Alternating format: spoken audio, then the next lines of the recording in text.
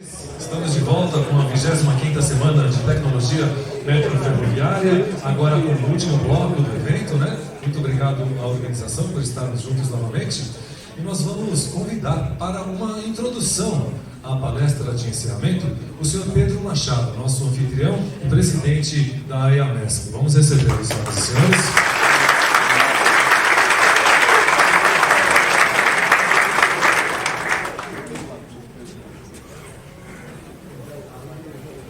Boa noite, senhoras e senhores. Eu gostaria então de convidar o secretário Alexandre Baldi para que profira aqui a sua conferência de encerramento.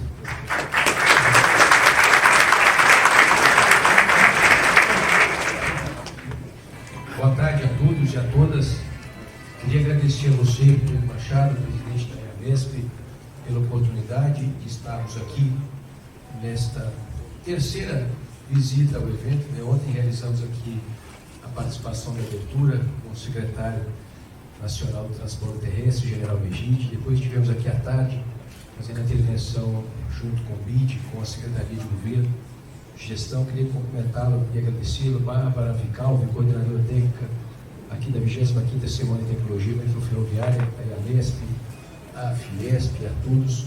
Cumprimentar o Vicente, obrigado Vicente, bom revê-lo, presidente da BIFER, Máximo Biavina, vice-presidente do CIMEFRE, cumprimentar o Manuel Bassini Carvalho, presidente do Instituto de Vida Inteligente e Sustentável, Paulo Guimarães, presidente nacional do UTUA, e cumprimentar a todos, aqui o Cláudio, que me trouxe, o nome Cláudio, o Antônio, que eu vejo aqui, eu vou citar, estender mais, mas para não ser injusto com os demais que estejam aqui da Companhia do Metropolitano, em nome do Marcelo, cumprimentar todos da CPTM que estão aqui presentes também, todos do Governo do Estado de São Paulo, e agradecer a presença de cada um, poder participar aqui com os que condicionaram as suas marcas para que esse evento ocorresse, os patrocinadores, organizadores, a Federação das Indústrias aqui do Estado de São Paulo, para poder representar o governador do Estado, João Dória, que aqui atribuiu a oportunidade de dar um abraço a cada um e fazer uma breve exposição. Uma exposição que ontem já fizemos ela bem mais efusiva do ponto de vista da discussão do debate. Hoje fizemos aqui algo mais didático para poder expor mais imagens do que nós pretendemos. Eu digo nós da Secretaria dos Transportes Metropolitanos, nós da Companhia do Metropolitano, nós da CPTM, nós da MTU, nós da Estrada de Ferro Campos do Jordão, nós que vivenciamos esse desafio de que essas condições econômicas, essas condições sociais que passam no Estado de São Paulo, e é claro o Brasil, que nós ontem comentamos e falamos muito a respeito, nos permita voltar a revitalizar, a acreditar nos nossos projetos de infraestrutura, especialmente nos projetos de infraestrutura de mobilidade, que é a nossa atribuição. Então é importante estar aqui, é importante dividir e compartilhar esse momento de entusiasmo, porque o governador do Estado, João Dória, ele é um entusiasta. Em momentos de crise, de dificuldade, de todos os desafios que o governante assume, o maior Estado brasileiro, o Estado mais desenvolvido, o Estado que tem as suas condições econômicas mais robustas do Brasil, e que, consequentemente, sofre todos os ataques dos demais Estados por enxergar que São Paulo, e lhe confesso que essa é a visão que, particularmente, os congressistas possuem no Estado, dentro, por exemplo, do Congresso Nacional, a respeito daqueles compartilhamentos de receitas. Vivenciamos essa semana, por exemplo, a divisão dos royalties, uma discussão de concessão onerosa, que foi um fato que aconteceu aonde o Estado A, aqui para não citar, independente de cada um pertença. Então, assim, é um desafio. Minha família é aqui no Estado de São Paulo, meu pai nasceu em Santa Branca, aqui no Vale do Paraíba, minha mãe em São José do Rio Preto. Então, quer dizer, eu não sou aqui um total desconhecedor.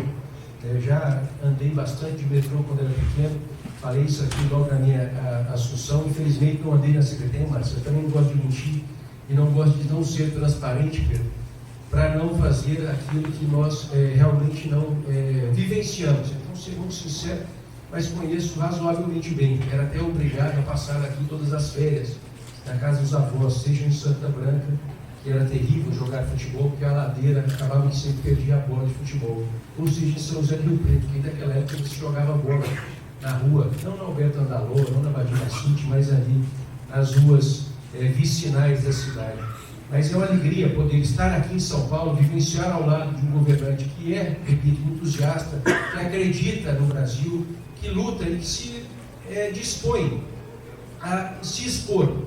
Porque ele poderia simplesmente se acomodar na sua função, que não é pequena, governar um estado de 45 milhões de pessoas, e não discutir aquelas pautas que são relevantes para o estado de São Paulo, mas que necessariamente são essenciais, Vicente, no Brasil, como a reforma da Previdência.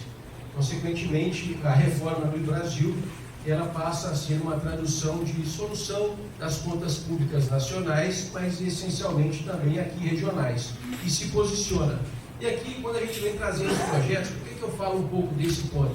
Porque a gente não pode ter receio de se posicionar, e isso que ele todos os dias não determina fazer.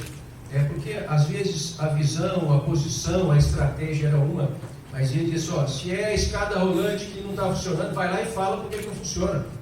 Se tem que debater, que tem que dizer o seguinte, existem 716 escadas rolantes, é isso, Antônio Marcelo, nas duas companhias. Se não tem 5, 10 que não funcionam porque eles têm manutenção, vai lá e diga, tem que estar parado para fazer manutenção. Tem que contestar dizendo a verdade. Se existiram problemas, mas enfrente o problema e seja claro e se posicione, de modo que não necessita criticar as execuções, as realizações do passado, mas necessita sim fazer a reflexão do passado, que eu acho que as duas companhias principalmente têm trabalhado muito para podermos traduzir em sucesso para o futuro.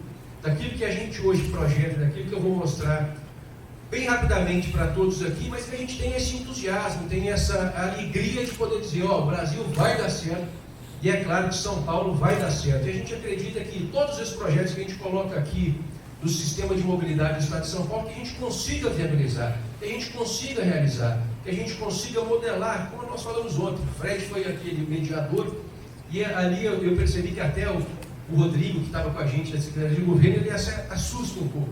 Porque realmente a gente tem tentado ser mais ousado do que normal dentro da legalidade, dentro da moralidade e dentro de todas as normas de órgãos de controle da legislação brasileira. Mas nós temos que ser ousados, porque aquilo que foi feito até hoje foram momentos e circunstâncias que o orçamento público federal e estadual eram outros. Aquilo que foi feito antes era em condições também fiscais que eram outras. Imagine só, toda a condição fiscal brasileira para se tomar dívida em 2019 são 24 bilhões de reais. Todo o Brasil, 17 bilhões de reais para que seja homologado, ou seja, autorizado pelo Tesouro Nacional, e 7 bilhões de reais para aqueles que não precisem passar pela análise ou anuência do Tesouro Nacional. Então você imagina, 5.570 municípios, prefeituras, 210 milhões de brasileiros, 27 estados membros, 26 mais um Distrito Federal, e o Brasil tomando 24 bilhões de reais. Imagine o que a gente faz no sistema metroferroviário com 24 bilhões de reais. Fazemos muito? Claro que fazemos muito, mas não fazemos tudo que é necessário ser feito aqui, na região metropolitana de São Paulo. Que está no estado de São Paulo. Imagine o Sudeste, com o Rio, Minas Gerais, que a condição financeira que o Estado passa, que sequer transfere para os municípios os repasses em saúde, educação, imposto, ICMS. Imagine o Espírito Santo. Então, quer dizer, se nós não conseguirmos e pensarmos, o Cláudio é hoje o diretor comercial, que eu citei ontem a sua função, Cláudio, foi criada na diretriz do governador João Dória, para que a gente pudesse alavancar as receitas não tarifárias. Que nós citamos aqui vários países do mundo que têm mais receitas tarifárias do que as receitas não tarifárias, do que as receitas tarifárias. E conseguem equilibrar o seu OPEX, a sua operação, com as receitas não oriundas do bilhete. E que, é claro, chega também a investir na sua expansão, nas suas melhorias, nas suas condições. Então, quer dizer, nós temos que pensar em tudo, Pedro, pensar em tudo, senhores e senhoras, para que a gente consiga realmente viabilizar com entusiasmo, com dedicação, com muita vontade, com greve, com paralisação, com todos os desafios que a gente passa, mas que a gente não pode ter preguiça, que a gente não pode ter falta de vontade, que a gente não pode ter comodismo. sempre foi assim. Então, quer dizer, sempre foi assim. O governador, se falar uma dessa com ele, amigo, você já vai participar de outra equipe, não é dele. Ele dizia assim, aqui já era. Porque esse sempre foi assim, e aquela discussão nossa de dizer que a concessão é certa ou errada, é boa ou é ruim, é uma realidade.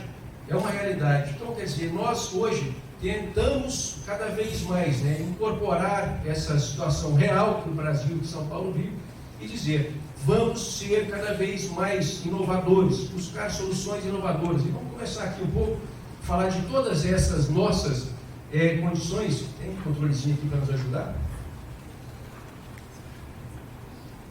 Vou ficar sentado aqui, prefere que fique de pé? Então eu fico aqui para ficar em respeito a você, aqui do meu lado. Então aqui, senhores e senhoras, um pouco que todos aqui já sabem, já conhecem bastante, a Secretaria de Transporte Metropolitano, a sua, hoje, visão, a sua estratégia. Aqui eu já falei um pouco até demais. Esse novo olhar, essa nova forma de pensar, eu também não preciso repetir, ser repetitivo. A gente traduz isso para as empresas que estão dentro das nossas atribuições, e é claro que esse é o espírito que a gente quer que seja passado, seja transmitido. O Antônio está aqui, Antônio. Eu falo com ele por mensagem, às vezes eu não falo com o Milton, às vezes eu não falo com o Silvani, às vezes eu não falo com o Marcelo, eu não falo com o Agentor, não falo com o Pedro. Mas dizer assim, essa questão de hierarquia, ela tem que ser respeitada, mas aquela questão de você, talvez, possível, eventualmente, falar com a equipe e sentir lá o que cada um pensa, o que cada um possa ser também incitado, instado, entusiasmado a olhar diferente e a fazer de uma forma diferente, para que a gente consiga realizar de uma forma diferente. Então, portanto, aqui é um exemplo que eu dei ontem também, Marcelo, que foi uma realização da CPTM, algo que eu também confesso que como cidadão não acreditava que era uma realidade, quando foi feita ao fim da baldeação da estação de Guaianazes. Hoje eu recebi no Palácio dos Bandeirantes algumas pessoas lá de Mogi das Cruzes, que um arquiteto, membro do Instituto Oscar Niemeyer, me disse, olha, eu venho todos os dias de trem de Mogi das Cruzes, e essa solução para mim foi assim, algo que eu não acreditava, porque há muito tempo se falava, e que vocês conseguiram fazer, CPTM, e que realmente foi uma solução que melhorou muito a minha vida. Eu venho todos os dias, com exceção de finais de semana. Então, realmente, assim, no 90º dia, o governador do estado foi lá inaugurar, né, participamos da primeira viagem sem a baldeação na estação de Guaianazes. Recebemos críticas, Pedro, das famílias das pessoas de Guaianazes, porque antes todos embarcavam naquela estação e se assentavam, se acomodavam nos trens que partiam de lá. Mas temos que pensar no conjunto de toda a população.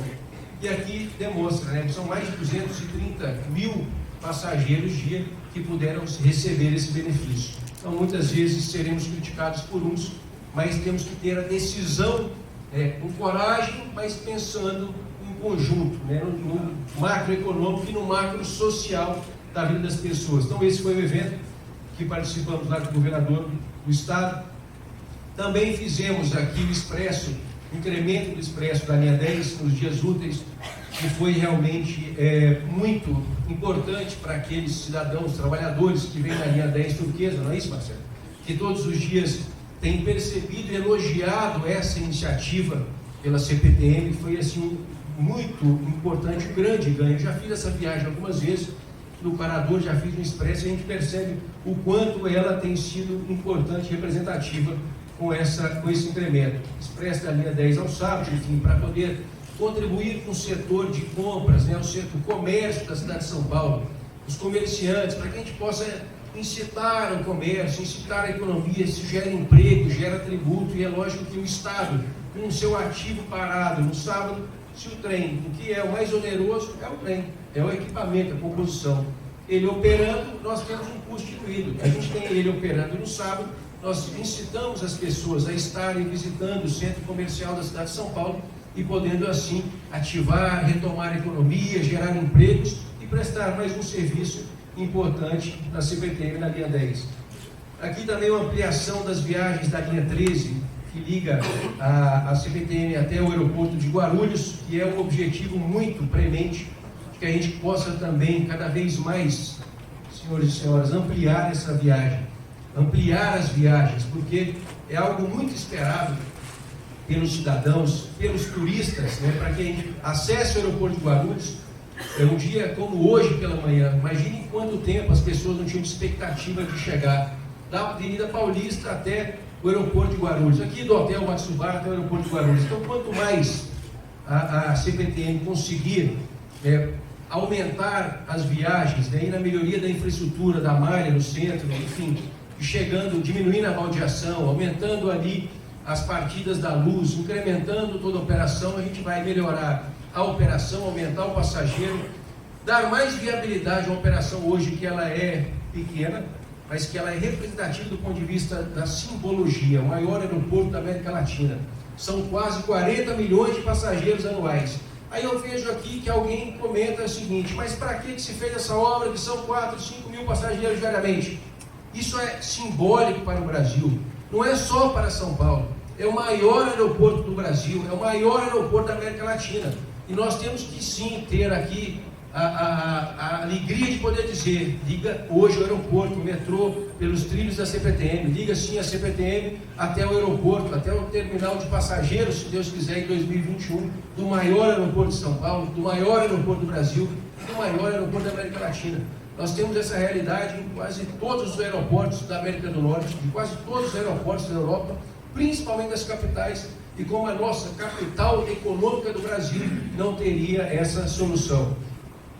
Aqui é uma iniciativa que temos até, falamos ontem também, não é isso, Pedro? Que o metrô, de uma maneira muito inovadora, com essa nova forma de pensar, essa nova busca por soluções, criou-se o Metrô Consulting, que é realmente uma busca por receitas extraordinárias, receitas não operacionais, receitas não tarifárias, pela sua sabedoria, pela sua experiência, pela sua expertise, indiscutivelmente a empresa que é de transporte de passageiro, mas que é respeitadíssima por ser uma empresa de engenharia.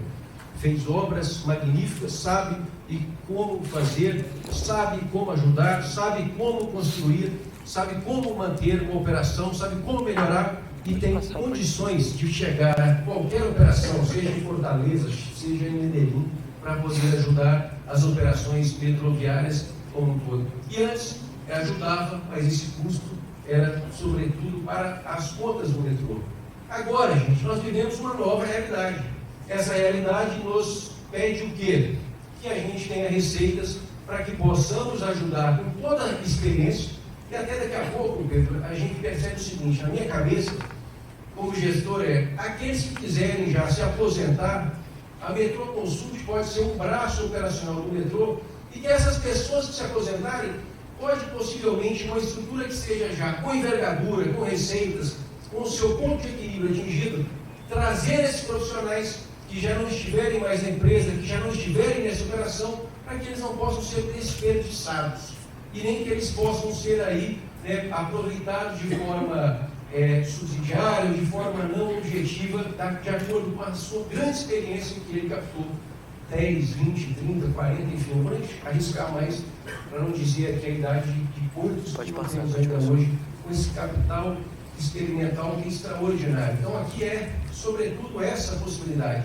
A gente consiga ter uma subsidiária do metrô e que consiga traduzir que aqui todo esse corpo espetacular de conhecimento possa ser aproveitado durante a sua permanência na companhia, mas que mais ainda possa ser aproveitado depois, seja pelo metrô, já num nível de corporação e governança cada vez mais profissionalizado, até prestando serviço para o próprio metrô, e seja para as outras empresas, no Rio, Fortaleza, em Salvador, em qualquer parte do Brasil ou em qualquer parte da América do Sul, em qualquer parte do mundo.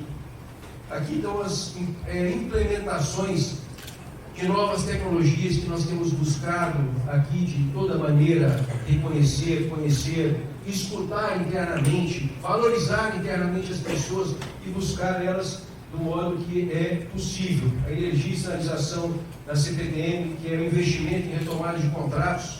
Muitos já conhecem contratos de energia, muitos já conhecem contratos de sinalização, então é algo que a gente bate todo santo dia, que a gestão da CPTM possa conseguir, nesse planejamento, nessa reorganização orçamentária e financeira, sobretudo que será feita para os anos que nós, a partir de agora, definirmos os orçamentos que serão para 2020 a 2023, porque nós não definimos 2019, que foi aquele realizado pelo o governo em 2018, em Assembleia, mas que deixaremos assim também aquele que será executado em 2023, que estarão em continuidade, em implementação pelas diretrizes dessa gestão que se finalizará em 31 de dezembro de 2023. Portanto, esses contratos são fundamentais para que possa melhorar o header, melhorar o intervalo entre trens com sistemas de sinalizações que possam ser concluídos, seja na linha 8 e 9, que é objeto hoje de concessão de estudos para que possam ser concedidos, mas ainda não é uma decisão absoluta, conclusa, porque nós estamos estudando essa viabilidade. Nós precisamos do investimento nessas linhas, mas não é só na linha 8 e 9. Nós retomamos o contrato na linha 11, por exemplo, em ambos os casos. Sistema de sinalização, que é uma linha que é a mais demandada pelo fluxo de passageiros. Então a companhia vem tentando buscar esse planejamento orçamentário que nós também pensarmos em como nós conseguiremos realizar. Haja visto o desafio que eu já falei, por isso que fiz um pouco desse racional orçamentário para que a gente consiga implementar todo esse investimento em sistema de sinalização, em sistema de energia, um complexo de manutenção e fazer, enfim, as portas de plataforma, que no caso do metrô são absolutamente essenciais nessa concepção de investimento em novas e modernas tecnologias. Porque o metrô investe em sinalização. Eu quero crer que o time do metrô vai conseguir terminar o sistema de sinalização, de modernização nas linhas 1, 2 e 3 até o final de 2020, que é o objetivo, o desafio que nós assumimos em conjunto do ponto de vista orçamentário, que o Estado assumiu junto com o metrô e que o metrô, como equipe, como time de execução, fez esse compromisso para com a sociedade. E que depois disso ele precisará, por segurança e, claro, pelas melhorias operacionais que possam ser possibilitadas. Eu vejo assim, muita gente, mas o secretário fala que o header da linha vai ser diminuído para 90 segundos, para 85 segundos. Eu falo assim, eu já vi headers aí fora, melhores ou menores, mas aí quando tiver esses sistemas prontos, eu digo assim, Antônio, Milton, nós vamos sentar e vamos discutir. Os nossos objetivos vão ser muito exíguos. Nossos objetivos vão ser extremamente desafiadores, para que a gente consiga, assim, aproveitar a infraestrutura existente, mas otimizá-la do ponto que a gente consiga, obtendo o sistema de sinalização implementado, moderno, capaz de melhorar esse intervalo entre os trens, obtendo a implantação das portas de plataforma, como a gente tem muitas posições aí sobre a linha 3 vermelha, e que eu gosto assim de frequentar, porque é uma realidade desafiadora, porque é uma realidade, como também terminamos ontem, do desenvolvimento urbano desordenado, que é uma culpa de quem? Não é uma culpa do metrô, não é uma culpa do governador do Estado, nem dos ex-governadores, porque o desenvolvimento urbano não é atribuição constitucional do governo do Estado. O desenvolvimento urbano é atribuição constitucional da prefeitura de cada cidade. Mas aqui, esse desenvolvimento urbano desordenado cresceu. São Paulo e, claro, cresceram outras cidades e que hoje é o resultado de um volume de pessoas, mais do que o Uruguai, que todos os dias vem da zona leste da cidade, da região metropolitana de São Paulo, e todas as tardes volta esse Uruguai, acho que mais do que o Uruguai já, e temos esse desafio enorme entre CPTM, linha 11, metrô, linha 3, de que a gente possa melhorar as tecnologias e melhorar, claro, toda essa operação que no fim delas nos possibilitarão. Então, inovações tecnológicas também no ponto da relação. Eu gosto de analisar que a mobilidade ela passa cada dia mais por dois aspectos principais. A entrega do serviço de transporte, que é levar a pessoa da origem ao destino, e também de ter essa relação de serviços para que ela tenha esse conceito da informação real. Eu visitei aí algumas operações do metrô pelo mundo, muita gente vai perguntar, para que tu foi visitar? Eu não sou entendedor, não sou profundo conhecedor, e não sou engenheiro, não sou operador, não fui formado, não sou treinado, mas a gente tenta absorver um pouco de cada experiência. Sou industrial, treino a minha indústria ainda até hoje, então esses processos de gestão, de governança, eles são iguais. Eu fui lá, estive no Ministério da Cidade, continuo na minha indústria, e o processo é o mesmo. O processo de gestão e governança ele é o mesmo de qualquer empresa, difere seu segmento de atuação, que aí, é claro, ele te possibilita implementar de um modo ou de outro, mas o final é sempre o mesmo, é você focar no seu cliente. No nosso caso, o nosso cliente é o cidadão. Então, o que eu, quando ando pelos sistemas metroviários, seja em São Paulo, seja na CPTM, seja pelo mundo afora, no ferroviário, o que a gente mais percebe? Tem lá os monitores dentro dos trens e as pessoas todas vidradas nos seus smartphones. A pesquisa ao dedo do metrô nos coloca que mais de 77% dos utilizadores, dos cidadãos, são trabalhadores com carteira assinada. Então, quer dizer, possivelmente mais 80% dos cidadãos que utilizam o metrô, eles detêm um smartphone. E essa oportunidade, ela até hoje nunca foi aproveitada. Então, esse é o objetivo que, desde o começo, eu sempre busquei extrair. Como que nós não temos um aplicativo de operação? Ou como que alguma empresa, um Google, um Waze, que eu chamei inicialmente, logo no início, para que pudesse desenvolver, o Estado é sempre mais burocrático, é sempre mais moroso, é sempre mais... leva mais tempo para poder começar o projeto e entregar um produto. Solicitei, a Google disse que levaria 12 meses para poder conseguir a aprovação de São Francisco. E as outras empresas também. Agora, nós estamos em fase já caminhando para a final desse desenvolvimento de aplicativo que a gente acredita ser uma ferramenta de prestação de serviço de mobilidade urbana com os nossos clientes, que são os cidadãos. Para que quando eu vejo lá no sistema de aplicativo de ônibus, os ônibus percorrendo as linhas pela cidade, como que a gente não pode fazer isso com o trem da CPTM, as composições? Como que nós não podemos fazer isso também com os trens, as composições do metrô? E dar ao cidadão a condição, com toda a tecnologia que é hoje disponível pelo mundo, seja pelo peso médio das composições, que a gente conseguiria entregar uma informação em tempo real e também uma média de ocupação, haja visto um peso médio do cidadão aqui de São Paulo e brasileiro, de cada composição. Quando a gente vê na tela aquela estimativa média, por que não a gente não consegue entregar já uma estimativa quantitativa? Ou utilizando até no caso dos ônibus, como a gente tem discutido, as câmeras internas para poder fazer com inteligência, que já existem softwares para isso, e uma média de pessoas por metro quadrado, que também dá condição de ter essa definição. E nisso nós conseguiríamos, em uma plataforma que pelo menos 80% dos utilizadores dia a dia teriam condições de saberem aonde estão os ônibus da MTU, aonde estão as composições do metrô, da CPTM, e se elas estão lotadas, se elas estão com capacidade, qual é essa ocupação. Então esse é o nosso desejo, que nós estamos assim, com esse desafio, com as equipes operacionais, com as equipes técnicas, com as equipes de engenharia, de projetos, tentando viabilizar. Para quê? Quando a gente tem um cidadão que vai lá para o ponto de embarque e desembarque do ônibus, ou quando a gente tem um cidadão que vai lá para a estação da Sé, ou para a estação do Brás, da CPTM, enfim, com alguns exemplos, que ele sabe que aquele horário de pico, ele sabe que aquele horário ele terá ali os trens lotados. Se a gente presta um serviço adicional e consegue demonstrar para ele com qualidade, com eficiência e com assertividade, que ele confie na nossa ferramenta, ele vai dizer o seguinte: olha, melhor eu parar na padaria, no supermercado, enfim, aonde quer que eu queira, ou até ficar mais um tempo, 15 minutos, 20 minutos, a cada 2 minutos passa o trem do metrô, a cada 4 passa ali o nosso trem da CPTM. Se eu passar aqui mais 8, 10, 12 minutos, 15 minutos, será que eu não vou chegar na estação e não vou ter essa relação menos desafiadora no dia a dia? Não terá menos pessoas na estação dos ônibus, por exemplo, que é um desafio por conta da chuva, por conta do clima. Então, quer dizer, é buscar solução de uma forma diferente do que a gente tem hoje para a gente prestar esse serviço e estabelecer também a relação. Nós vamos expor os dados do metrô, expor os dados da CPTM, para que as pessoas também saibam ali, por esse canal de comunicação, quais são as condições das operações. Para que a gente não precisa ficar em Nova York há pouco tempo, eu estive lá, uma semana antes deles implementarem o Omni, depois de tantos anos que ficaram com o sistema anterior.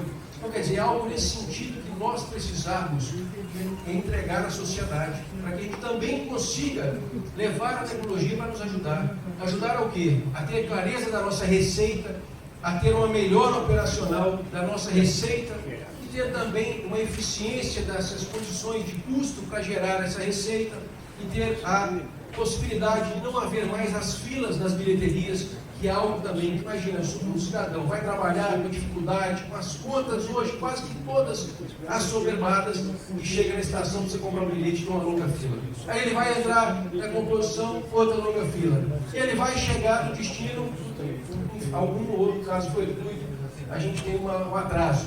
Ele chega para desembarcar, começa a chover. Então, enfim, você imagine quanto é essa relação de um cidadão que precisa dos nossos serviços, da nossa dedicação. Não pode aqui, a gente, com cada ponto como esse, conseguir melhorar, levar a qualidade de vida e arrefecer essa relação entre o poder público, entre a empresa, que hoje faz toda essa operação, e o cidadão, que é o nosso cliente. Então, por isso que nós apostamos consideravelmente nessa ferramenta, para que a gente possa ter um bilhete para aqueles que compram o bilhete individual, que é o tradicional Edmondson, e nós temos já o momento de poder aposentá-lo. Acho que todos que são do sistema metroferroviário têm muito orgulho desses bilhetes, mas nós temos o tempo da modernidade, o tempo da informatização, e não dá mais para a gente ter o Edmondson. Com todo respeito, sinceramente, assim, é algo que eu, por exemplo, sou nem da geração Y, nem daí, mas eu falo assim, é algo que nós temos um smartphone na mão, temos que ter condições de utilizar. E isso melhora a operação, melhora a condição, e nós acreditamos que essas soluções, seja essa que está sendo testada, pode dar certo, como pode mudar, mas a gente aposta cada uma que surja, para que a gente tenha dentro da legalidade, dentro da moralidade e, é claro, dentro das inovações, a busca de soluções que visam melhorar a vida das pessoas. Então aqui temos a placa de captação de energia solar. Eu sou um pouco vidrado com custo, porque vem da indústria, então a indústria, a gente costuma dizer que custo é igual a unha. Se você não cortar toda semana um pouquinho, ela vai crescendo, e chega uma hora que você vai encostar aqui e ela machuca. E vai machucando cada vez mais, até o ponto de ela sangrar. E, consequentemente, há certos sangramentos que são incuráveis. Então, o maior custo do sistema é o custo de pessoal, que aí o desafio é e depois o segundo maior custo do sistema metroferroviário é o custo da energia. Então, quais são as soluções existentes no mundo que a gente tem para poder resolver essa solução? Minimização ou até uma equacionalização do custo. Nós somos um Estado, nós temos outras capacidades de tomar, de captar, de gerar energia em várias condições. Então, por isso vem sendo estudado também projetos para haver essa captação, seja em represas, seja em outras áreas existentes, para que a gente possa assim minimizar ou até mesmo acabar com o custo energético.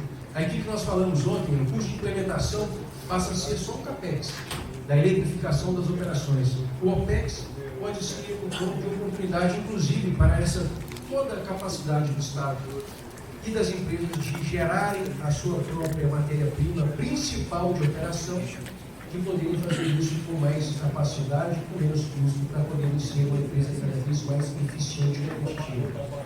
Aqui tem um novo sistema de monitoramento eletrônico por parte do metrô, reconhecimento biométrico facial. Eu era vidrado nessa solução quando nós implementamos a CNH digital. Até uma curiosidade, quem tem CNH digital aqui, levante a mão.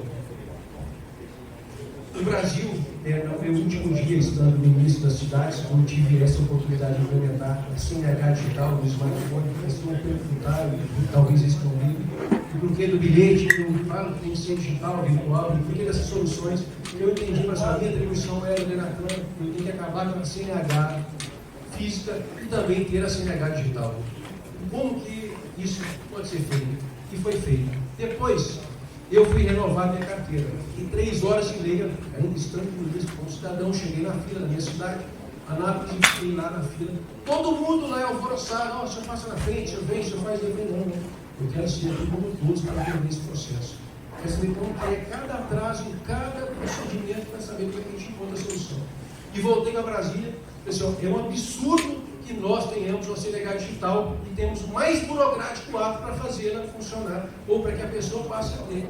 E naquele momento haviam das 64 milhões de CNHs existentes no Brasil, dentro dos 97 milhões de veículos automotores que têm CRLV, apenas 27 milhões que possuíam um QR Code, que aí é também algo que a gente vem com a cabeça com soluções. E dentro desses 27 milhões, desde a sua implementação em 2017 até aquele período, haviam 330 mil utilizadores de CNHs que haviam buscado a solução virtual. Por quê? Porque eu tenho que ir no órgão público, eu tenho que ir no Poupa-Tempo, eu tenho que ir no Detran, eu tenho que procurar a solução. Foi quando nós conseguimos, então, a solução de ter o reconhecimento facial na CNH. para aquele que tem o QR Code não precisasse ir no órgão público, ele não precisa perder seu tempo, que é precioso, que é caro, para poder ir e ter a sua CNH digital. Em 30 dias, Pedro, sabe quantas CNHs foram virtualizadas? 1 milhão. Então, quer dizer, em quase 11 meses, foram 330 mil CNHs.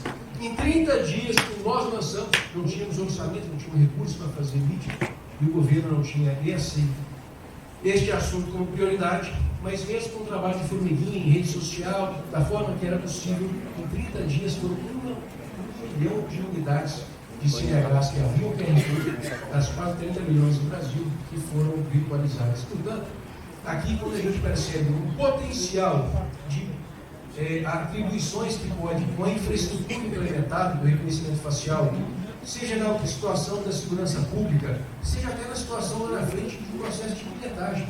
Por que não o cidadão não precisa mais nem de smartphone? Eu tenho um reconhecimento facial. Se eu tenho um aplicativo de utilização de mobilidade como serviço, se eu tenho um aplicativo de bilhetagem, e se eu tenho essas pessoas que eu sei quem são e elas sabem quem nós somos, por que elas não podem passar a ser reconhecidas pelo seu acesso à estação a embarque e desembarque? Então, quer dizer, nós vamos ter um melhor controle, principalmente nas passagens, como a gente tem em mente, para a operação, para todas as soluções, para as baldeações, para as concessões privadas, que é algo que a gente também quer muito melhorar, essa fiscalização, esse monitoramento, para que haja sempre transparência máxima, mas também uma solução de médio e longo prazo. Nós sabemos que é um desafio enorme, mas utilizar todos os softwares que, com a ferramenta, com o hardware, com toda a infraestrutura implementada, é claro, as soluções, a cada dia mais, elas passam a ser mais possibilitadas. Então, tem a iniciativa privada como parceiro em diversos projetos, disse isso ontem e repito hoje, o governo do Estado, o governador João Dória, não tem priorização e não fará a privatização das linhas 1, 2 e 3 desse governo. Ponto. Essa é uma afirmação. E nós temos sim a priorização para conceder as linhas 7 dentro do trem intercidades, as linhas 8 e 9, para que possa passar por esse processo de modernização e que as outras linhas possam então absorver os investimentos que o Estado tem capacidade como orçamento e condição fiscal de tomar crédito. Que eu falei ontem, lembra? 7 bilhões de capacidade orçamentária estimativa para cada ano que o Estado de São Paulo pode investir o seu orçamento em todas as suas atribuições, saúde, educação, segurança, transporte e todas as demais, e 4 bilhões ou um pouco mais de condição fiscal. Daqueles 24 que o governo federal dá, São Paulo tem condição de 4 adicionalmente com a sua condição, capacidade fiscal de tomar esses créditos. Portanto, qual é a nossa solução? Buscar alternativamente, fora dessas que eu citei, que não são prioridades, que não estarão dentro dos nossos esforços em realizar, buscar iniciativa privada para nos ajudar a investir. Estação João Dias é um exemplo disso, que competentemente a CPTM e a Secretaria realizou esse processo de chamamento das condições legais para que nós pudéssemos, então, trazer um investidor privado para realizar o investimento completo, total, na estação de embarque e desembarque João Dias da linha 9 da CPTM. Então é um belo exemplo que fica e que ficará para a gestão das empresas, da Secretaria do Governo, que é essa parceria clara, transparente, que oportuniza todos os empreendimentos, como eu disse ontem, aquilo que será uma possível nova linha do metrô, quanto que não representa um acesso, uma estação de embarque ou desembarque do metrô para um shopping center, para o empreendimento imobiliário, para o empreendimento imobiliário comercial. A gente percebe ao longo da Marginal Pinheiros quantos edifícios do lado de lá da Marginal que não foram construídos e por não ter acesso às operações metrô-ferroviárias, não tem dificuldade em encontrar simplesmente um locatário para as suas lajes. Isso quer dizer o quê? Que a gente gera solução de mobilidade, mas claro que gera oportunidade de investimento econômico, que gera emprego, gera renda e obviamente, consequentemente, gera imposto. E aqui é uma solução inovadora e que aqui nós queremos replicar em todos. A ligação do aeroporto, por exemplo, a linha 13, a linha Jade da CPTM, era um desafio enorme, porque logo que eu fui conversar com o governador João Dória, nem posso haver tomado, nós temos que resolver a ligação da linha 13 com o terminal de passageiros. falei, governador, tudo bem, nós temos inúmeros projetos, inúmeras prioridades, inúmeras priorizações, vamos saber o que existe, o que tem em andamento, como nós vamos fazer. E aqui nós encontramos uma solução inovadora, porque a Secretaria fez todos os estudos técnicos, entregou ao Ministério da Infraestrutura e à Agência Nacional de Aviação Civil, a ANAC, para que elas permitissem, autorizassem o aeroporto de Guarulhos, um consórcio privado, de realizar a contratação, a execução de tomada de preço, de licitação, enfim, a modelagem. Todas elas são atribuições e responsabilidades do aeroporto. Nós não temos absolutamente nada com essa contratação, com essa compra.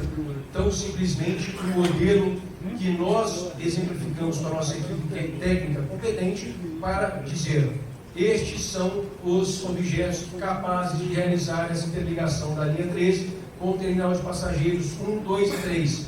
E que, óbvio, com custos estimados, CAPEX e OPEX, em todas essas implementações. Então, o aeroporto realizou há poucos dias um workshop que realizará um chamamento para que os fornecedores de material rodante, enfim, que tenham interesse em construir, o aeroporto será o responsável. O compromisso deles é que possa iniciar no mês de setembro.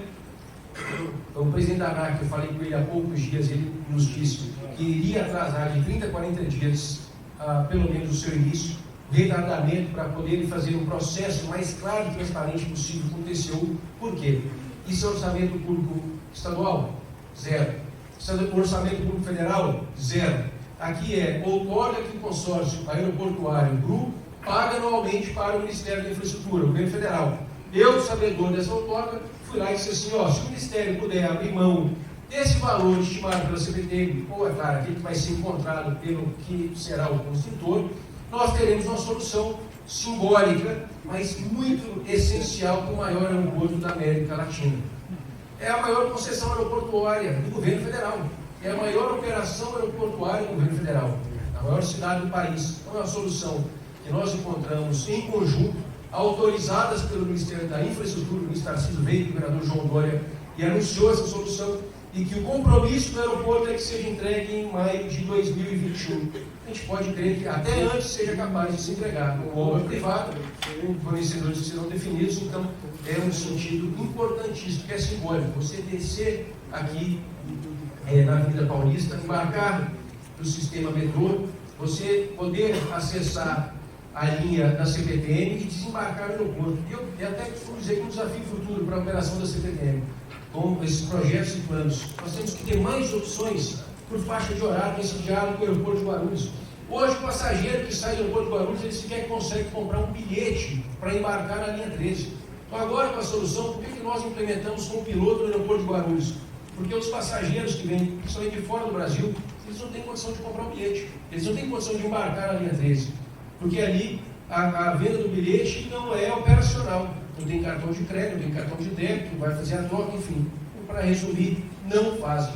E a solução do bilhete virtual pode ser a solução para viabilizar, inclusive, essa condição de que a gente possa aprimorar a utilização da linha 13 para quem desembarca, essencialmente, do exterior do aeroporto de Guarulhos, que é habituado.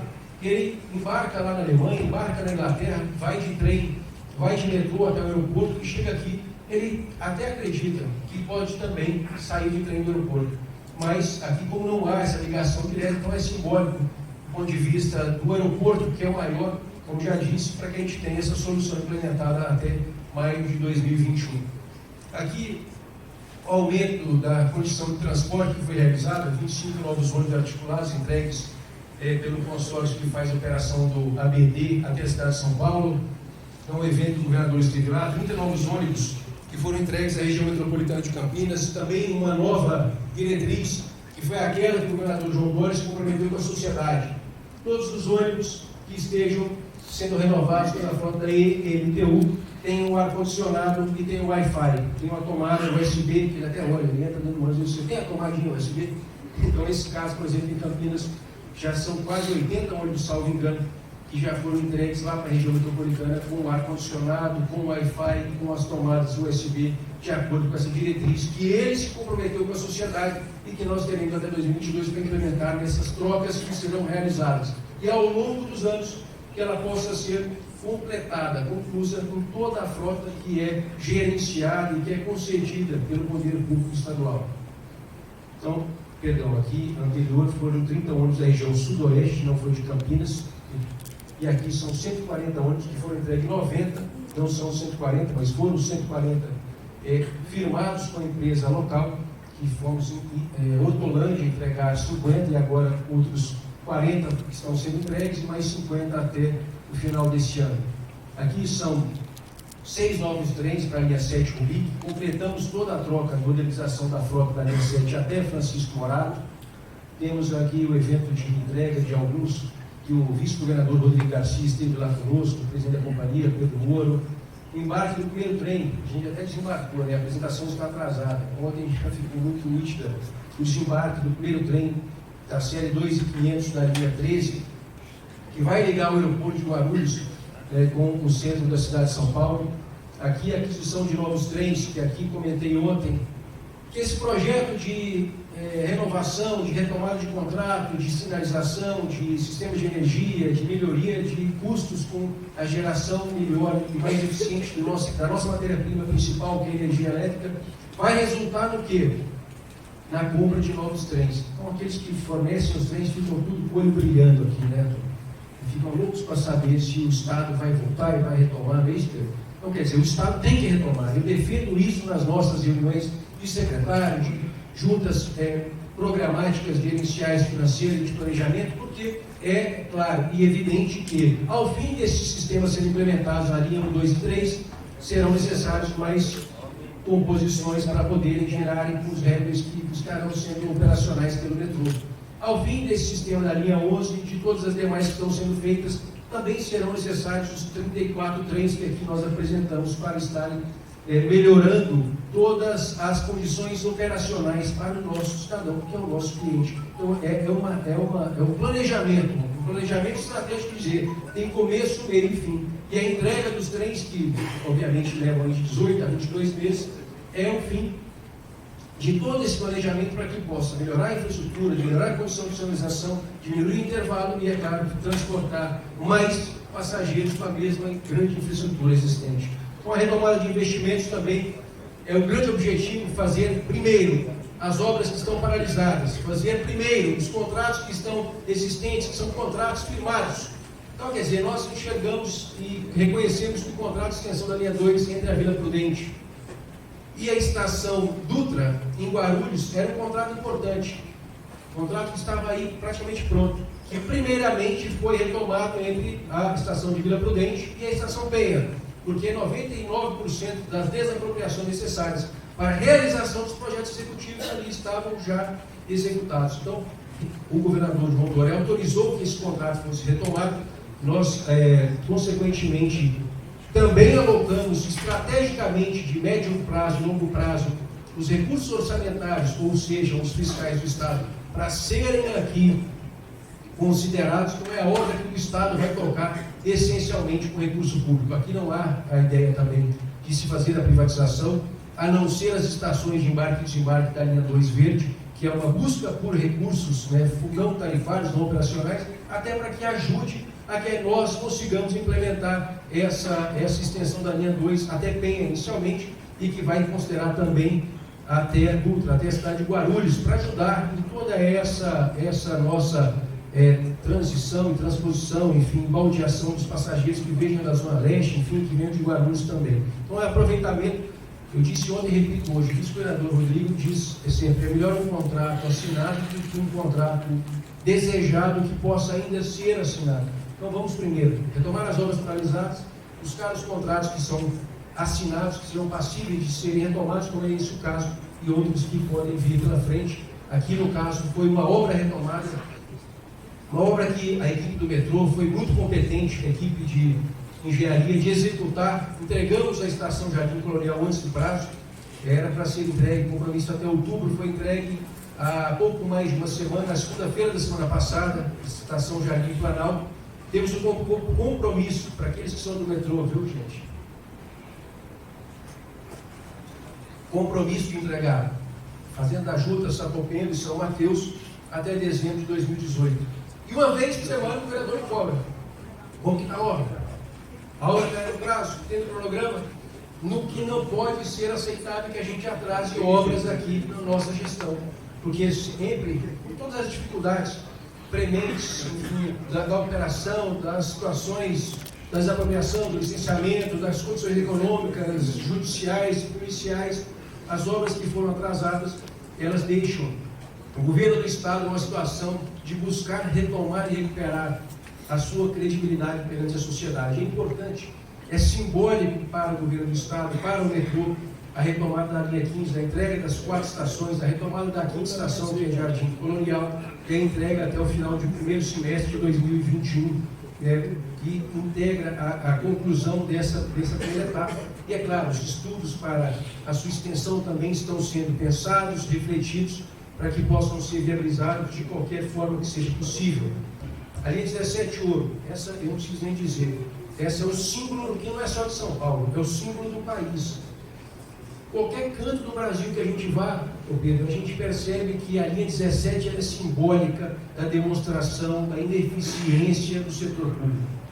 Porque era algo que era para ter sido entregue há anos atrás e que até hoje nós não temos um cronograma pronto para dizer e afirmar na sociedade. Também é nossa prioridade absoluta que a gente retome essa obra. Fizemos a licitação abaixo daquilo que era previsto no orçamento para a construção civil. A equipe do metrô definiu que era estratégico dividir construção civil e material rodante para diminuir o risco, mitigar o risco, como eu disse anteriormente, é um ponto essencial, a mitigação dos riscos que foram históricos, pretéritos, para que possam ser ações futuras nessa condução. E aí é algo que está sendo realizado. A licitação do material rodante está aí para alguns dias ser conclusa, que a gente tem como expectativa de que ela possa também atender as nossas expectativas orçamentárias, enfim, que a gente consiga concluir essa obra. Essa obra é simbólica, não é só para o governo de São Paulo, não é só para o governador João Dória, não é só para o metrô. Essa obra é simbólica para a gestão pública brasileira, porque é algo que, em qualquer canto, como disse e repito, as pessoas perguntam: você está no transporte de São Paulo? É metrô? E aquela obra ali que sai aquele trenzinho do aeroporto de Congonhas? Como é que fica aquela obra? A gente tem quase que todos os brasileiros que usam, têm condição de utilizar a aeronave, a aviação, passam pelo aeroporto de Congonhas e que reconhece essa como uma das obras que é o nosso grande desafio de provar que o setor público está mudando, está na transição pela sua busca de eficiência, que o governador cobra a gente toda semana. O VLT da Baixada Santista também é o seu segundo trecho. Nós concluímos, nós estamos em processo de conclusão da licitação. Ela foi contestada há poucos dias, como disse o presidente da INTE, o Assal.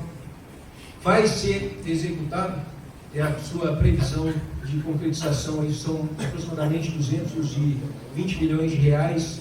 Era uma previsão maior, então ficamos assim também felizes que a gente consegue reduzir os custos de as ampliações que são necessárias, porque nos dá condição de fazer mais com menos. Então é algo que a gente tem como compromisso com o consórcio que existe, que opera o VLT na Baixada Santista, que eu fui conhecer, que hoje transporta 27 mil passageiros diariamente e que nós queremos ampliar para transportar mais, mas para dar qualidade de vida e senso de diretriz, de responsabilidade para esse equipamento público, que é um investimento do governo do Estado de São Paulo. Tem a linha Nova Esmeralda, a extensão do trecho Grajaú-Varginha. Esse particularmente participei, porque era um pleito do ex-secretário Clodoaldo. Clodoaldo também é uma pessoa que admiro e respeito pela sua gestão, e nós encontramos na Secretaria muito capaz de reconhecer os atos, os contratos e as condições de cada etapa de projeto, de licitação, de tudo, e que nos cobrava e nos pedia para que nós retomássemos esse contrato, que era uma atribuição do governo de São Paulo, metade do investimento, e do governo federal, do Ministério das Cidades, da outra metade. Eu tive a alegria de, enquanto estava o ministro do Estado das Cidades, de retomar esse projeto. Dos 6 dos 7 lotes foram já retomados as obras, e o último lote, que é a estação Varginha, não é isso, Marcelo? Com um terminal de ônibus que nós conseguimos pela licitação também, aquém daquilo que era a expectativa orçamentária, ser inclusa na SP-Trans, para que a gente possa dar ali qualidade e sentido para os passageiros que venham lá de Parelheiros, enfim, de onde quer que o passageiro venha, para que ele chegue no terminal de Varginha da CPTM e para que ele chegue já na baldeação do ônibus para o trem, para que a gente diminua essa situação desafiadora de que é a baldeação do dia a dia. Então a linha 9 é a nossa, a joia da coroa da CPTM, e essa obra é muito importante que a gente conclua até o final de 2021. Ela como um todo, ligando a Estação Mendes, ligando a Estação Varginha, nós temos reivindicado ao Governo Federal, ao Ministério do Desenvolvimento Regional, que nos autorize o início de obra da Estação Varginha em si, para que a gente possa ter, sim, todos os lotes, embora o desafio da CPTM, são 94 estações, temos desafios, se não me engano, em 23 estações de acessibilidade. Não é nada para se esconder de ninguém, porque a gente é muito transparente, a imprensa demonstra que existe um compromisso, enfim, é algo que a gente vem lutado bastante, intensificado as nossas ações para que a gente consiga viabilizar com recurso público, com recurso privado, mas a execução para o respeito com o cidadão e especialmente aqueles que têm necessidades especiais, que têm aí a necessidade, principalmente na acessibilidade às nossas estações. Aqui temos a inauguração da Estação Campo Belo, também é algo que nós conseguimos concretizar, entregar à sociedade. A minha equipe foi a finalização da entrega junto da minha equipe do metrô de parabéns, que foi realmente um belo empreendimento. Estamos aí com concretização das outras conclusões, de código de plataforma, dos outros projetos que a gente esteja em conclusão para a gente poder ter a linha 5 concretizada e, quiçá, já viabilizando a retomada do projeto da sua extensão, que liga lá o Capão Redondo, que inclusive o concessionário anunciou que atendeu o pedido do governador do estado de fazer o acesso à estação de embarque e desembarque maior, com mais condições, atendendo assim a sociedade, seja que vem lá de Rio, seja que vem de toda o intermunicipal até a estação Capão, seja que vem do Jardim Ângela, do Boimirim, ali no próprio Capão, para acessar com mais qualidade a estação de embarque e desembarque. Que a gente consiga viabilizar essa extensão até o Jardim Ângela, dando aí mais eficiência à linha 5 de Lages.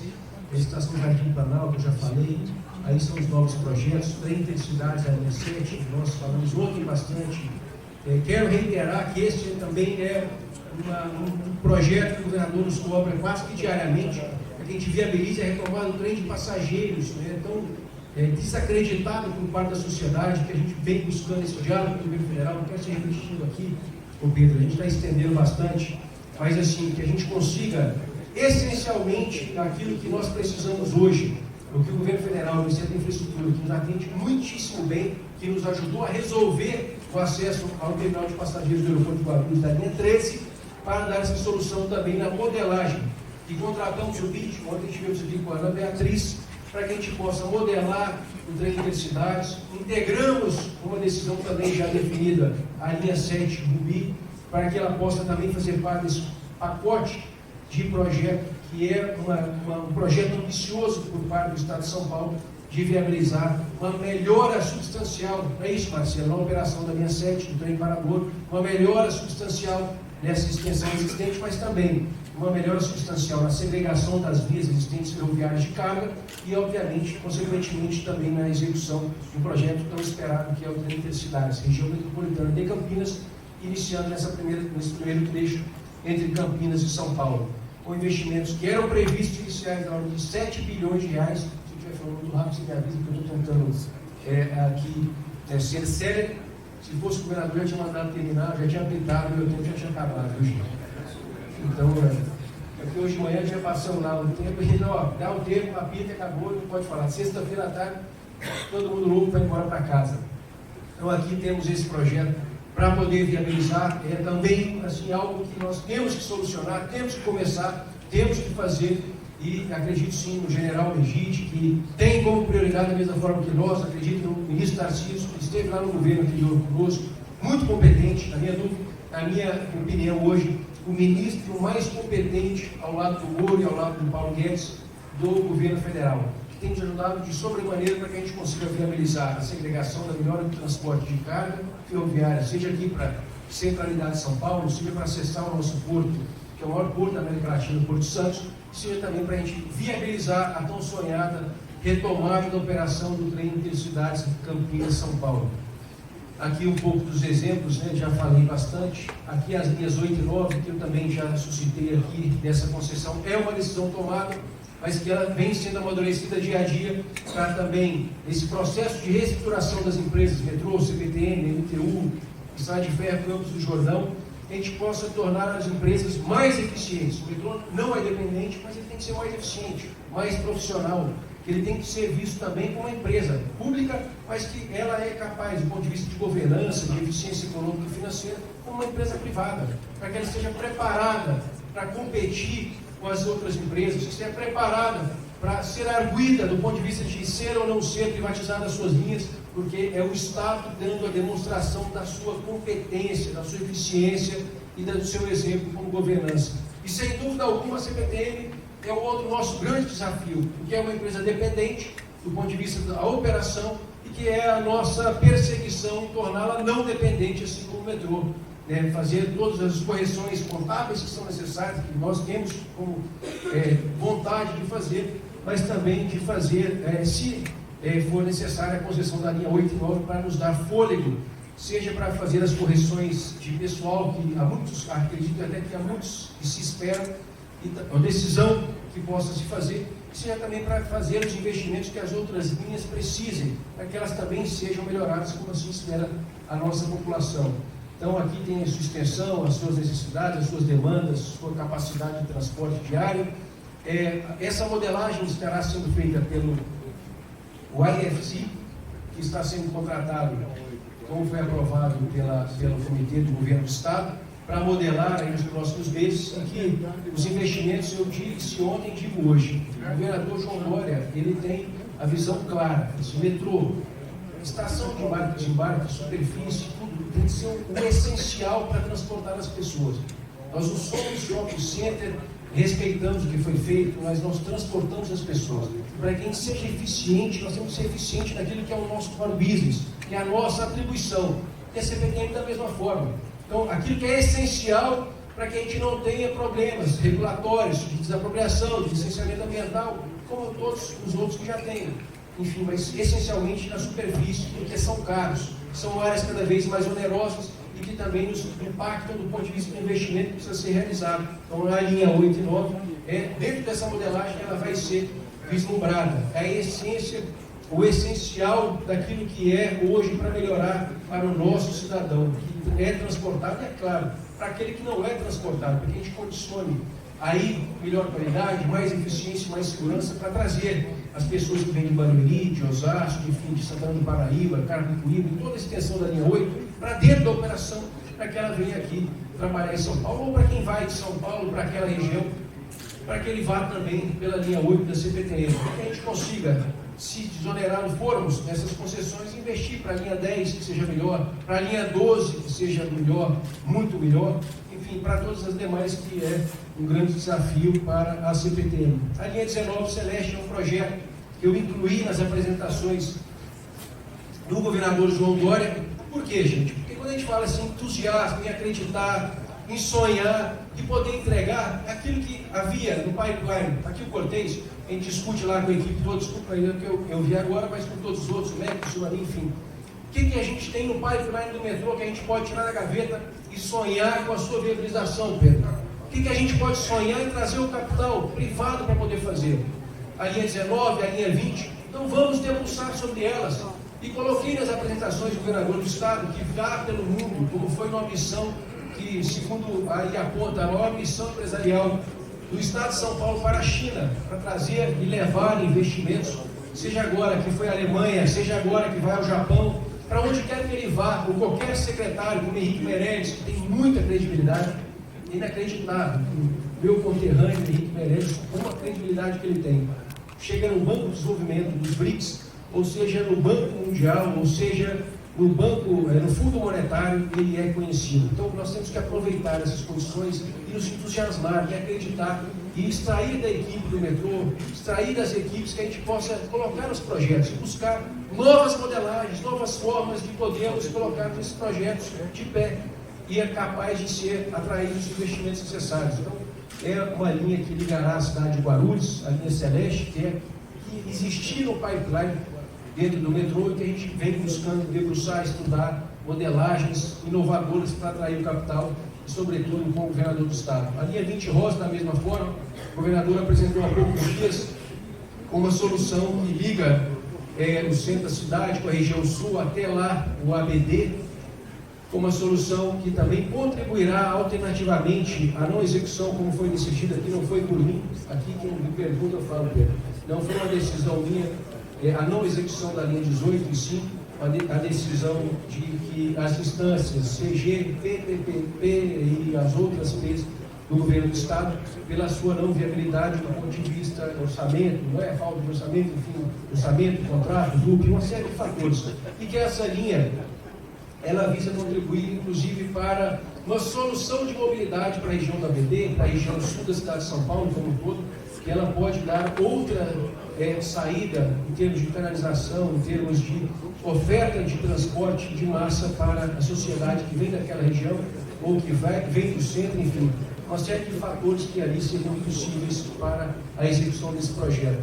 Então aqui, senhores, não tem a linha 6, que é também outra grande prioridade nossa. A gente vem buscando aí uma solução entre privados, seja na China, seja na Europa, seja nos Estados Unidos, seja em qualquer parte do mundo, para que a gente retome as obras da linha 6 como uma grande obra que está paralisada, a maior obra de infraestrutura no Brasil, é a maior PPP do mundo. Então nós queremos aqui, de toda forma, que ela possa ser retomada, possa ser viabilizada. É a parte privada, senhores e senhoras, que houve essa paralisação. Com o consórcio existente, não há nenhuma tratativa para que possa ser retomado, portanto, a decisão do governo também, e que com este consórcio não se trata qualquer possibilidade de retomada. Portanto, existem sim propostas que foram feitas ao consórcio existente Move São Paulo, para que a Procuradoria-Geral do Estado permitisse ao governador do Estado, João Dória, ampliar o prazo da plenitude da caducidade.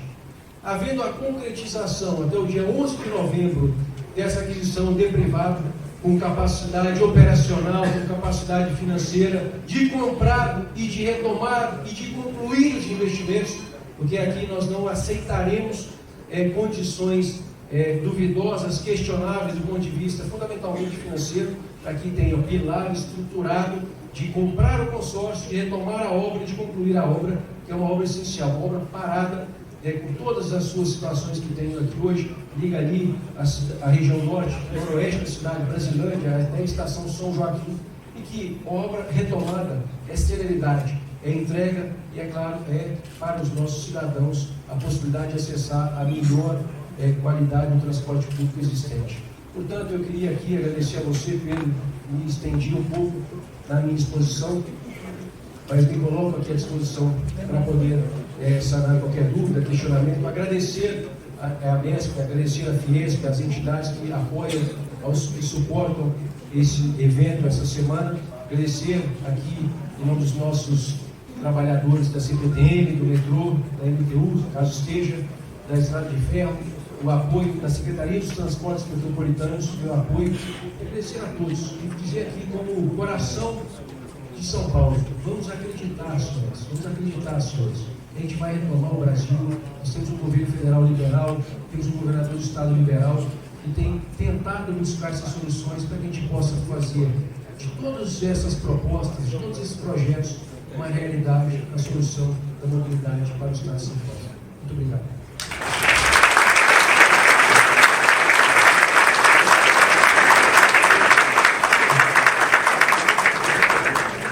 Muito obrigado, secretário. De fato, a gente está com o tempo avançado, mas eu gostaria de abrir, talvez, 3 perguntinhas. Pode ser? 3, a gente tem um tempo. Alguém se candidata? Nossos amigos aqui.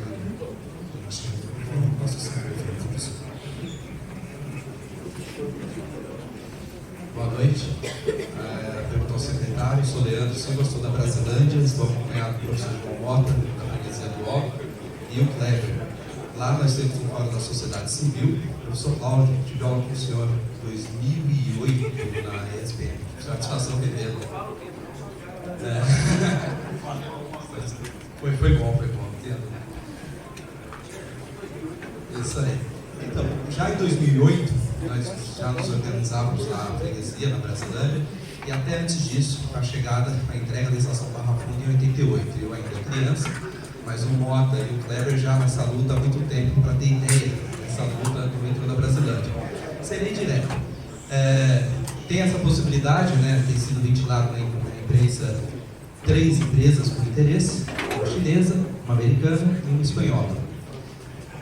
O governador, em algumas entrevistas, já disse que espera até o dia 11, próxima semana, receber algumas propostas referente à linha 6, nessa negociação que elas farão entre as empresas, né, para evitar essa caducidade prevista para novembro. Então, esse é um cenário.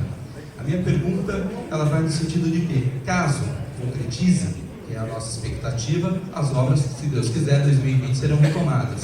Caso não, é trabalhado algum cenário nesse sentido? Um pouco ali próximo do meio do ano, em algumas entrevistas, o senhor chegou a falar da possibilidade de desapropriação da obra, ou seja, o Estado assumir, né? Mas a gente sabe do cenário econômico, a dificuldade que está. É cogitada uma possibilidade, caso não seja concretizada a compra dentro do prazo para evitar a caducidade, é cogitada a possibilidade do governo assumir e entregar pelo menos o trecho Brasilândia Água Branca, porque com essa retomada entre esse trecho Brasilândia e Água Branca, pode atrair investidores para concretizar a obra. O senhor falou do trem Intercidades também, ela também tem essa importância, porque em alguns momentos é falado que a estação São Paulo do Intercidades poderia ser na estação Água Branca. Então a linha 6 hoje, ela não passa a ter uma importância só para a Zona Norte ou toda a extensão da linha, ela passa a ter uma importância para o Estado, vai além da região metropolitana. E nós temos essa preocupação. Ontem, infelizmente, né, foi comemorado, e nós não temos nada a comemorar, isso é até uma ironia, 3 anos de paralisações das obras. E a gente receia, caso não concretize essa compra essas empresas interessadas, que seja feita uma nova licitação. Isso pode levar mais 2 anos. Então temos essa preocupação de saber quais são os cenários que o governo tem trabalhado, tem projetado, para que essa obra seja retomada quanto antes, seja até de forma reduzida, até a Água Branca, seja por meio dessa compra. Obrigado. Leandro, obrigado pela pergunta. Todos vocês que são daquela região da cidade de São Paulo, da cidade da freguesia, enfim. É um projeto prioritário do governo do Estado. Nós trabalhávamos com algumas alternativas. Eu, quando levei essa de desapropriar as cotas de um consórcio, a BGE tem um salto mais alto do que essa mesma, mas trabalhávamos com essa possibilidade e com outras que neste momento foram totalmente descartadas. Portanto, nós temos hoje 2 alternativas. Uma que foi iniciada em janeiro, com a retomada da licitação, autorização daqueles órgãos necessários, instituições dentro do governo e os procedimentos de retomada que são necessários para a plenitude da caducidade pela empresa Metrô. Então, quer dizer, o Metrô está preparado para reassumir os canteiros e todas as condições da obra e o Estado em procedimento licitatório desde janeiro, para que, caso ocorra a caducidade na plenitude, para que ela seja feita. E é claro, nós já conseguimos, pelo menos, salvar este período que foi ultrapassado. Mas a segunda alternativa é, sim, a possibilidade de que nós tenhamos aí nos próximos dias toda essa concretização das vendas. Então, o governo do Estado, pela Procuradoria-Geral, ele permitiu, através do decreto governamental, a extensão até dia 11 de novembro, com alguns procedimentos a serem concretizados. E, fundamentalmente, a demonstração da concretização dessa venda por parte do consórcio privado a outra empresa privada, uma solução absolutamente privada, para que a gente possa ser, para que ele tenha capacidade de comprar o atual, retomar e concluir a obra em toda a sua extensão. Essa possibilidade da Água Branca sim é uma realidade, e eu até poderia ir mais longe. Uma possível extensão para o trecho norte, você chega na linha 7 em Vila Clarice, por exemplo. Então, quer dizer, são possibilidades que a gente leva para o mundo afora, alegando aquele que possa ser o detentor dessa nova PPP como uma possibilidade de, inclusive, o trem Intercidades, inclusive o trem Parador, poder ser ali alimentador dessa linha 6 laranja, já nessa estação, na área norte da cidade de São Paulo. Portanto, é prioridade absoluta e nós estamos nos esforçando, sobretudo a Procuradoria-Geral do Estado, para encontrar essa solução que seja a de maior interesse público, dentro da legalidade e dentro da moralidade que o setor público sempre pede. Muito obrigado, secretário. Já fui chamado a atenção aqui pela organização, então nós, infelizmente, não temos um coquetel, vamos embora. Mas vamos dar sequência, então, à cerimônia de encerramento. Então, por favor, essa cerimônia. Pois não, senhor presidente, muito obrigado, senhor secretário, senhor presidente. Convidamos para que permaneçam à mesa. Teremos a mesa de encerramento. Mas antes, gostaríamos de convidar o senhor Pedro Machado, presidente da IAMESP, para realizar uma homenagem. E a surpresa.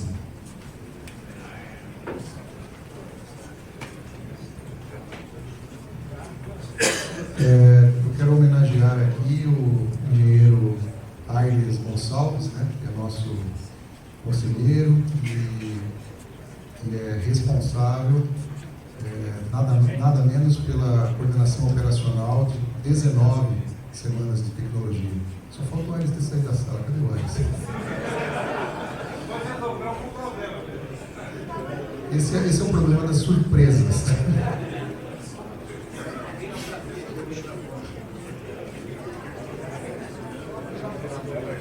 Por favor, o engenheiro Aires Gonçalves, né, que recebeu a sua homenagem.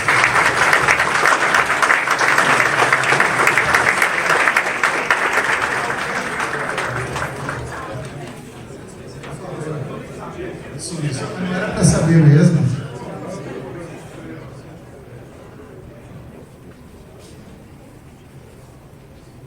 Você, pelos 19 anos aí coordenando a Semana de Tecnologia. Obrigado.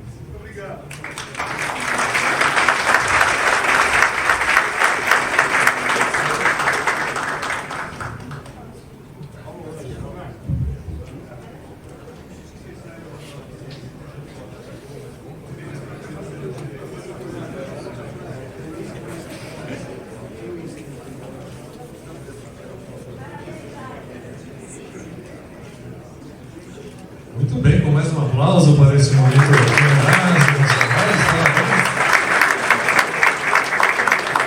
Parabéns pela organização durante tantos anos neste magnífico evento, senhoras. Muito obrigado, senhor Pedro, senhor Alexandre. Muito bem. Parabéns mesmo. Nós passaremos agora a cerimônia de encerramento. Senhoras e senhores, nós gostaríamos de informar que os certificados e o conteúdo das palestras estarão disponíveis online após o evento no site da IAMESP dentro de 20 dias. 20 dias, aproximadamente. Solicitamos que mantenhamos os celulares em modo silencioso também. E a IAMESP, né, agradece a presença de todos os participantes que prestigiaram a 25ª Semana de Tecnologia Metroferroviária e a Metrofer 2019, tornando este evento, com os temas aqui abordados, mais importante e significativo para o futuro do setor metroferroviário e para a melhoria da mobilidade e da qualidade de vida das pessoas. Né? Em nome da IAMESP, os agradecimentos às empresas que patrocinaram e às empresas apoiadoras do evento, vamos citá-las agora.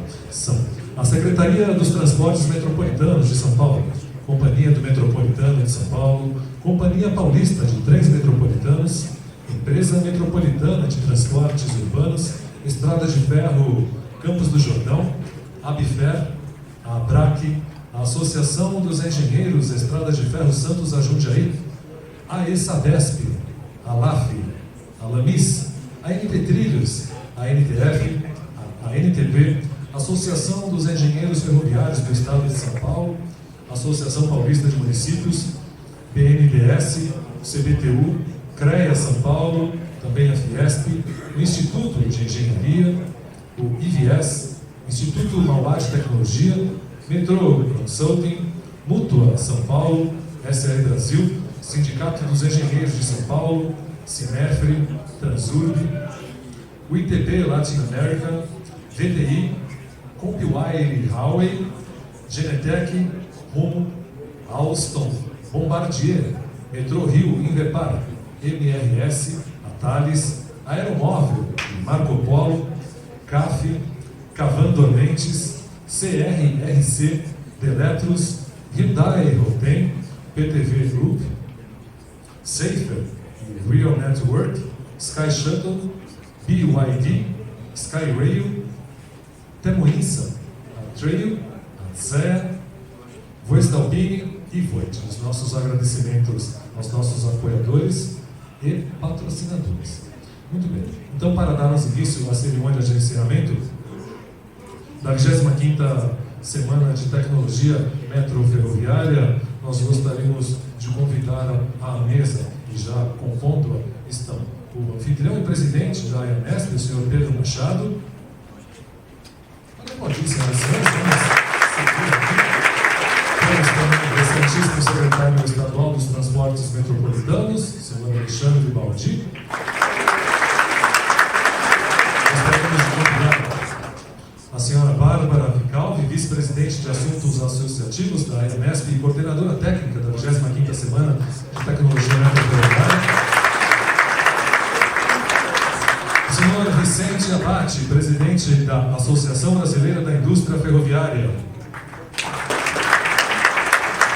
O senhor Máximo Giavina, vice-presidente do CIMEF.